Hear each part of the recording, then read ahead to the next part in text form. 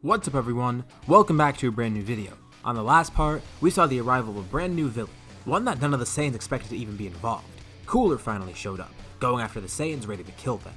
He knew they had some sort of connection with Frieza, he wasn't entirely sure what, but he wanted them dead regardless. The end of the last part saw the Saiyans fighting Cooler, who went into his final form against 4 great apes at once. We'll be covering that fight in this part. For this video, let's set a like goal of 3,500 likes. Once we hit that, I'll continue with another part of this series. Anyways, let's pick it from here. Cooler has ascended into his final form. The Saiyans weren't even aware of a power like this. They didn't know much about Cooler, but they've heard of rumors that he's actually stronger than Frieza. But another form? They weren't aware of that. Frieza's the least of their problems right now though. If they can't defeat Cooler, they have no hope of defeating Frieza. Not only due to his immense strength, but the fact that he'll probably kill them in the process. But they're not giving up. This is a fight to the death, so there's no going back now. The Saiyans all lunge at him at once. And the gap in power between this form and his last form is pretty intense. His attacks are dealing a lot of damage, but they still do have an advantage. They outnumber him, and even though they may not collectively overpower him, that may be enough to help. Their strategy and coordination is key here, and that may help them actually get ahead. Cooler starts off by throwing his hand in the air, charging a supernova. Together, the 4 Saiyans launch mouth blasts, desperately trying to push the attack back, but only succeeding in delaying the attack. It bursts midair, knocking them back as Cooler then goes to attack. He can fight them all at once, but he has a better strategy. The best course of action is to actually take out one of them first, and then try to pick off the rest one by one. He needs to fight them a bit longer though and figure out who the strongest is. If he takes them out, it'll pretty much dismantle the rest of the Saiyans. But there is something working in his favor. He knows that Saiyans transform into great apes due to their tails. And from what he knows, their tail is a weak point. If he's able to slice the tail off, that'll mean one of the Saiyans de-transforms. And obviously that's his best bet right now. He lunges at Kakarot first, headbutting him right in the chest and then driving him into the ground, cracking the earth below and creating a massive earthquake. He then maneuvers around trying to find Kakarot's tail, but before he can cut that off, Vegeta attacks him with a mouth blast. This hits Cooler right in the back and knocks him away.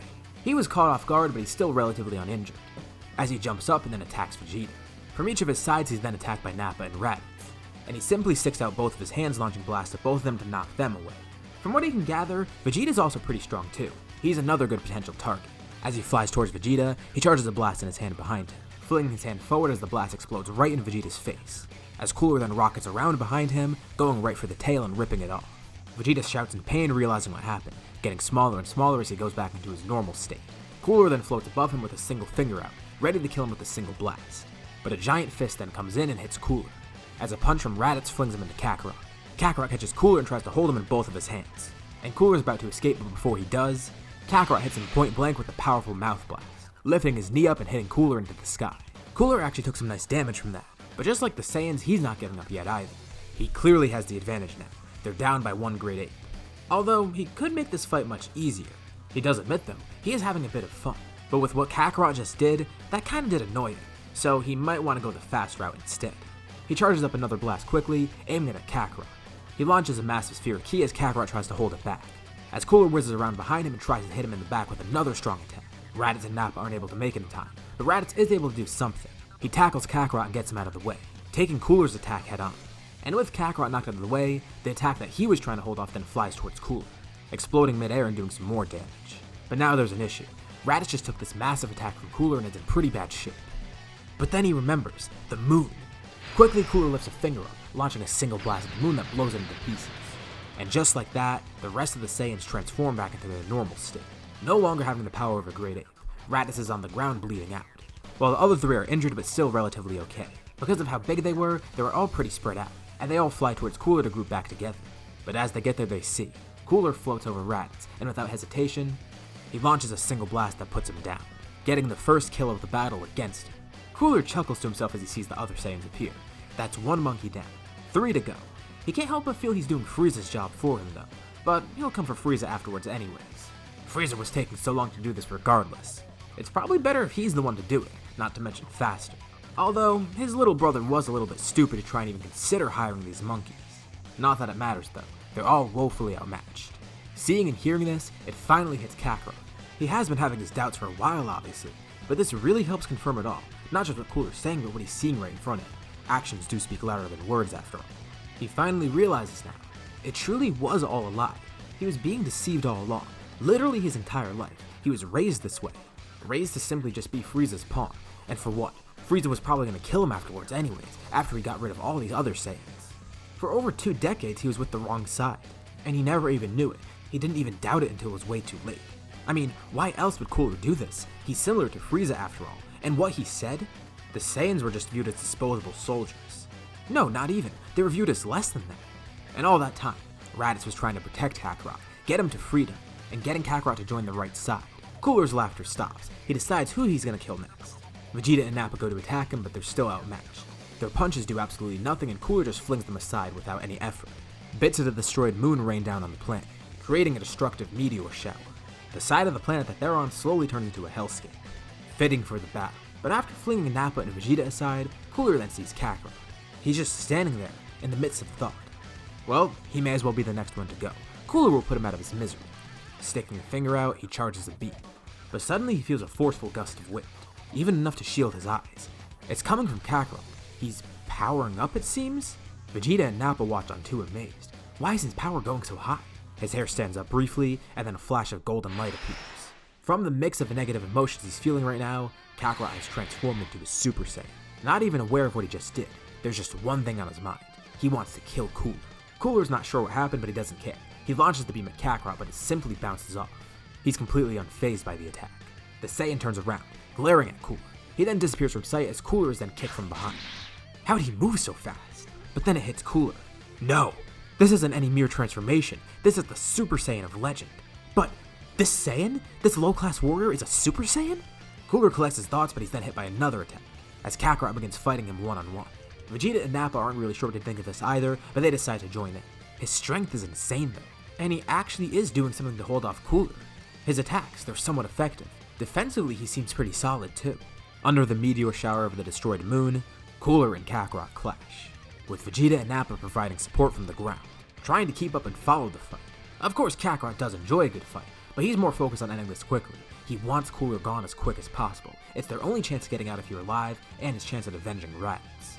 As the two battle midair, Kakarot suddenly jumps back, as a giant geyser of energy comes up from the ground, generated by Vegeta and Nappa together. It catches him off guard and annoys him, and he tries to finish them off quickly, launching a beam of energy downwards, which is then deflected by Kakarot and sent back up at Cooler, once again hitting him with his own attack. Slowly but surely, they're weakening Cooler, injuring him more and more and getting him to use more of his energy. Kakarot hits him with a combo of angry attacks, once again feeling the rage that he has for Raditz's death.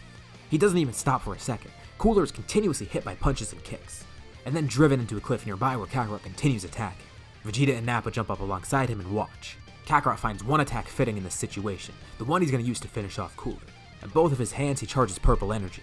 Shouting double Sunday, the two blasts hit Cooler, with Vegeta and Nappa joining in with their own attacks, swirling into Kakarot's, as they merge with his two beams. The cliff that Cooler is stuck in is destroyed, and the attack goes upwards into space, colliding with destroyed pieces of the moon as it goes outwards.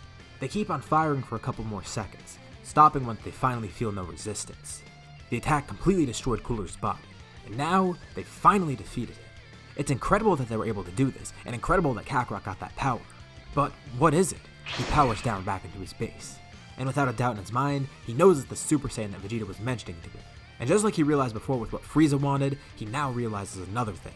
This is exactly what Frieza feared, the Super Saiyan of legend. And how ironic, the one Super Saiyan that exists right now is the one that Frieza raised. By raising Kakarot, he actually brought this upon himself. He created the Super Saiyan. He created his downfall. So, what are they supposed to do next now? Kakarot wants to get a better grasp on his power, and who knows, maybe even Vegeta and Nappa can get something similar.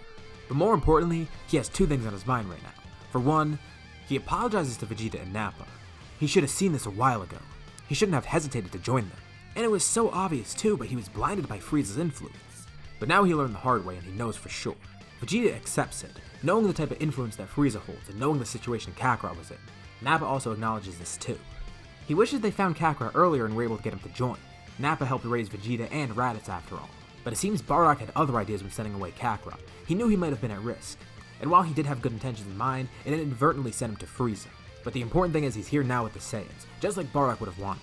And although Raditz wasn't here, Kakarot did get to see his brother. But Nappa is confident that they could win going forward, as is Vegeta. And with his apology, he acknowledges that he wants to get Raditz to come back. He feels partially guilty, even though he has no reason to feel at fault. He can't help but feel that guilt somehow. But now it seems like it's too late. Raditz is gone for good. Cooler killed him and there's no way to get him back. But Vegeta butts in, and he has something in mind that actually might work. Now, they're just rumors. He doesn't want to get their hopes up completely, but he's heard about some wish orbs that exist around the universe, possibly from Namek. Apparently there's some weird mystical spheres, and if you collect them all at once, you could summon a dragon and get a wish from him, wishing for pretty much anything you could ever desire. Now, while that would be cool to get immortality or something, Vegeta acknowledges that this could work for a few things. Not only could they bring Raditz back, but all the Saiyans even. Not that he really cares for the Saiyans at all anymore, but still, they could start a new Saiyan empire with Vegeta at the helm. But most importantly, that does mean Raditz will come back, assuming these wish orbs are real. Kakarot feels that this is their best option right now. He wants to make it up to Raditz and bring him back. So even if they don't exist, he wants to do this regardless and try and find them. If it is just a rumor, at least they can confirm it. But this does also pose an issue. The other thing that Kakarot wanted to deal with. If they want to actually do this, there's the concern of the Frieza Force. But Kakarot already knows what he wants to do in terms of that. Obviously now he's made up his mind. He wants to kill Frieza and destroy his entire army, if not taking over it. They weren't so sure before, but now Kakarot knows. With its power that he got against Cooler, he will be more than enough to defeat Frieza. But the thing is, news will spread fast that Cooler's dead, and maybe Frieza will prepare. Not only that, but they have to face King Cold as well, so it's not going to be as easy as it seems. But they know what to expect. They're not stupid. They'll stay at this planet for a bit and prepare, then going off to find the wish orbs, and after that, they can go and defeat Frieza. Unless they end up encountering Frieza along the way. But they're going to be prepared when the time comes. Frieza's demise is quickly approaching. And speaking of Frieza, of course you would hear of all this. Cooler just randomly disappears one day, and there's nothing left. No contact, none of his soldiers, nothing. They know what planet he was last spotted approaching, so they decide to go there.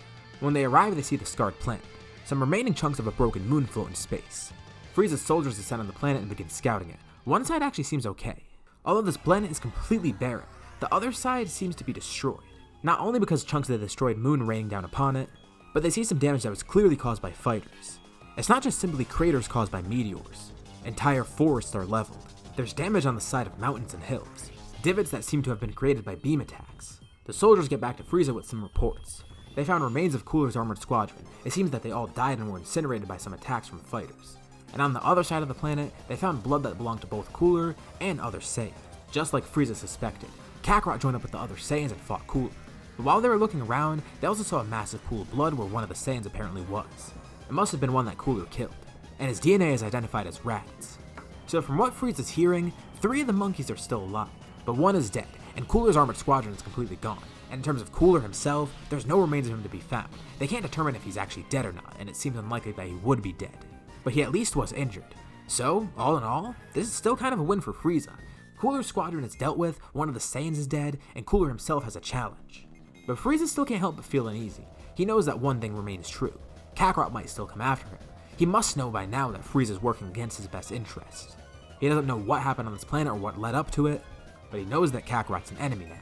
He knew this would happen eventually, and he'll handle it. They're going to try looking for Cooler and see what they could do about that. But besides that issue, he and King Cold will be able to handle the Saiyans once they see them again. They just need to locate them somehow and figure out where they went. The Frieza Force leaves the planet as Frieza begins thinking, coming up with a plan to try and prepare. Meanwhile, the Saiyans are out in space somewhere, trying to find a new planet to use as their base. They're going to start trying to locate the wish orbs. But in the meantime, they're also training. Kakarot trying to get a better grasp on Super Saiyan, while Vegeta and Nappa trying to learn the ropes and see if they could do it somehow. They're not too sure if they'll be able to, but it's worth a shot. Imagine if they have 3 Super Saiyans against Frieza, and if Raditz comes back, 4 of them. Not that they'll even need that much firepower. It'll just be nice to have them. Frieza and the group of Saiyans continue their planning, but there's one loose end that no one really knows about. I mentioned before that after the battle with Cooler, his body was destroyed. I didn't exactly say he was dead. Out in space, there are a few chunks of him floating around, and as we know, Frieza's race has incredible survivability, so even though it's just a few bits of him, there's still chunks of Cooler floating out in space somewhere. And all I'll say about that is this may cause some issues later on. Keep that in mind as we go into the next part. This is where we'll leave off for now. So, what did you guys think about this part, and what do you think may happen next time? Leave any thoughts and suggestions in the comments below. I'll be sure to check them out to see what you guys think. As always, if you liked the video, be sure to drop a like, and let's try to hit that like goal from the beginning of the video so we can get another part of this series. If you haven't already, why not subscribe, as well as hitting the bell icon to get notified about any future parts of this What If, or any of the videos that I upload on my channel. Anyways, thank you all for watching, and I'll see you all in my next video.